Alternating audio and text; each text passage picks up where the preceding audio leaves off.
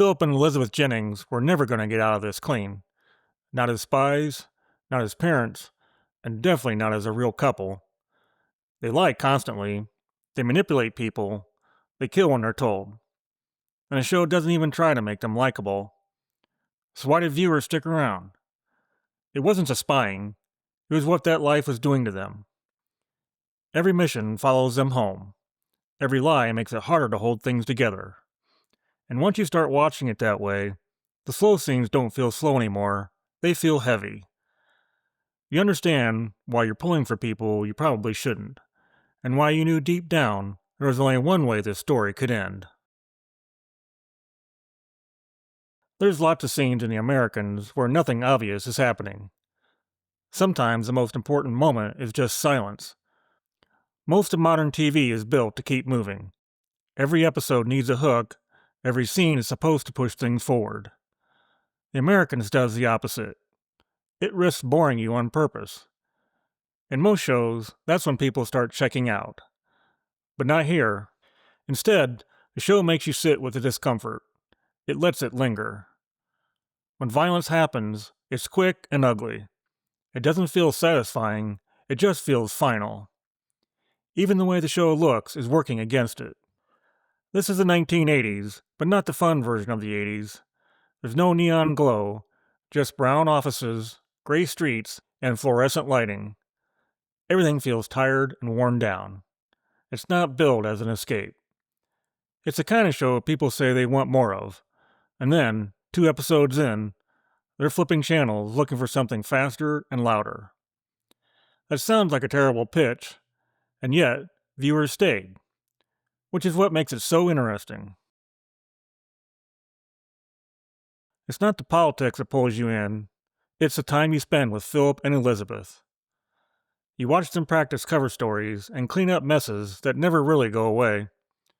After a while, you don't just know what they're doing, you know how exhausting it is. And that changes how you watch the show. You don't start agreeing with them, you just start understanding them. They feel like people stuck in a job that asks for more than they can possibly give. Always tired, always tense, always one mistake away from everything falling apart. Not because you'd make the same choices, but because you recognize what that kind of life does to someone. The way their work bleeds into everything. The way there's never a clean line between who you are on the job and who you're supposed to be at home. After a while, you're not really watching spies anymore. You're watching 2 people trying to survive a system that will never let them rest. When a mission goes wrong, you're not thinking about the bigger picture. You're just wondering if they're going to make it home. You want them to pull it off because you've been watching them put in the work for an entire episode. When they fail, it feels personal. And that's risky, because now you're no longer watching from a distance. Most shows make it pretty clear who you're supposed to root for. The Americans doesn't do that. It puts you in the position of quietly hoping they can keep going just a little longer. And once you're there, it doesn't let you back out. Most spy shows are built around missions. There's a target and a deadline. Something has to be stolen, stopped, or destroyed before time runs out. The personal stuff is usually just there to fill the gaps. That's not how the Americans works.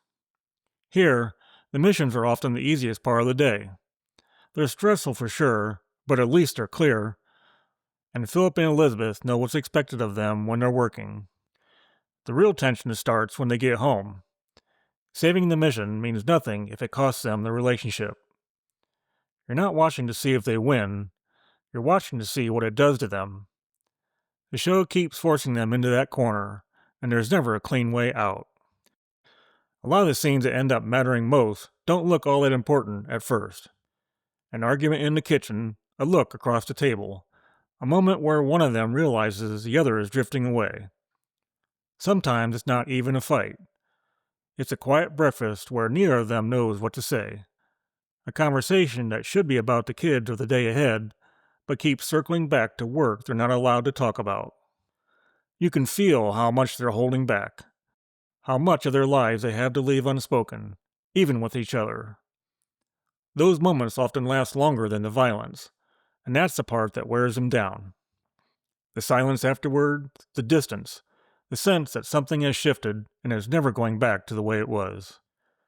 For these two, it carries more weight, because their marriage didn't start with love, it started as a contract.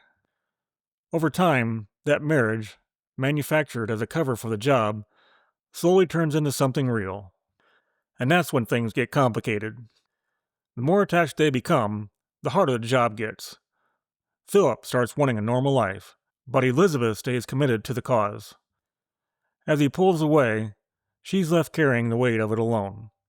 The same traits that make her effective as a spy start pulling the marriage apart. In most shows, you know exactly who you're supposed to side with. The Americans doesn't make it that easy. It treats marriage the same way it treats a spy game, as something built on compromise, sacrifice, and damage that doesn't just go away. Love doesn't solve the problem, it makes it messier. Even the kids get caught in it. Philip and Elizabeth aren't just lying to the government, they're lying to their own children, every single day.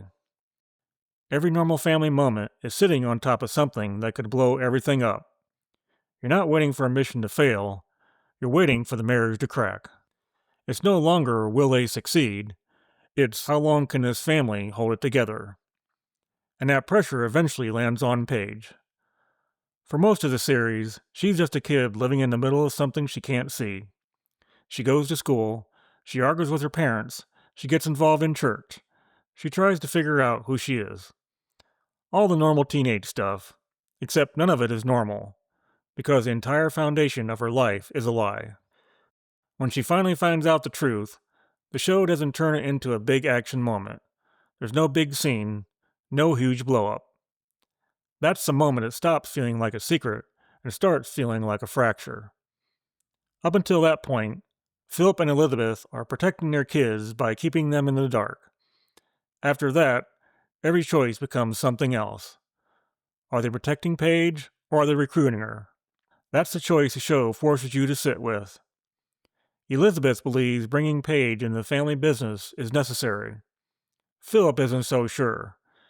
And now the marriage isn't just about the mission or survival. It's about whether they're willing to pass this life on. Paige becomes a cost you can't ignore, because once she knows, there's no version of her life that's going back to normal. And when she steps off that train in the finale, it's shocking. Not because it comes out of nowhere, but because you realize she's finally choosing for herself. For once, she's not following her parents. She's not following the cause. She's not being protected or recruited. She's drawing a line, and for the first time, they can't control the outcome. But at least Paige gets a choice. Henry didn't. He's the one who actually leans into the life they built. School, friends, sports, the American version of the dream. He's not wrestling with big ideas. He just wants to live the life in front of him. And that's the part that stings. He fits their cover story the best. He actually believes in it. So when they call him before they leave, Henry thinks it's just another check-in. He has no idea it's the last time. What are you doing? Now? Yeah, right now. Just hanging out. With your friends? Yeah.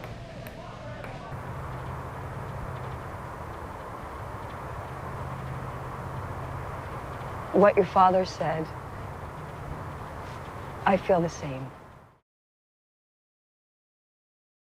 What really separates the Americans from most spy stories isn't the pacing, it's the cost. In a typical thriller, side characters exist to keep the plot moving. They pass along information, get in the way, or take the hit so the main characters can keep going. Once they've served their purpose, they're gone. The Americans doesn't do that. Everyone Philip and Elizabeth use has a life outside the mission. Jobs, routines, families, and fears. And the show makes you see all of it. The clearest example is Martha. Martha isn't a villain. She's not greedy or corrupt. She's lonely and wants to be loved. And Philip, using a fake identity, gives her exactly that. The show lets you really get to know her. You see her at work and at home. You see how deeply she believes she's finally found someone who cares about her. So when her life starts to unravel, It doesn't feel like a twist, it feels earned. And the show doesn't gloss over it. Martha doesn't vanish once she's no longer useful. You're forced to live with what was done to her. The damage doesn't reset, it just sits there. And how soon before you come?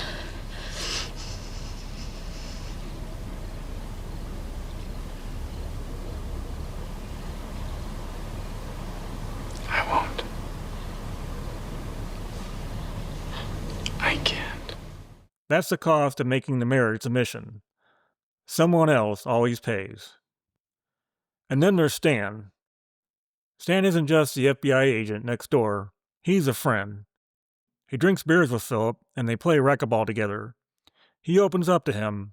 He trusts him. A lot of shows would deal with that tension quickly. Someone figures it out, someone dies, problem solved. The Americans lets it stretch. Over the course of the show's run, that relationship turns into something real. It transforms what could have been a twist into something that actually hurts. So when the truth finally comes out, the betrayal cuts deeper than any shootout ever could. We had a job to do.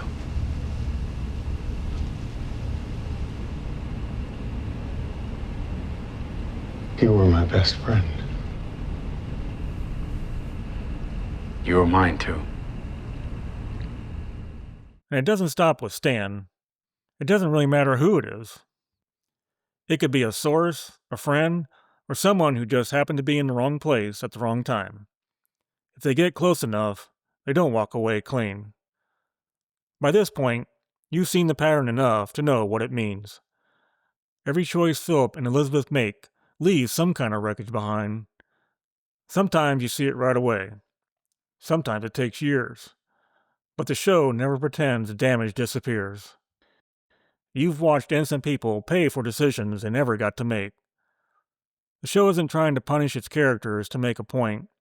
It just refuses to protect them from the fallout.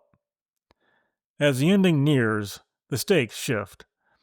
It's no longer about survival, it's about what's left to save. And you already know it won't be much.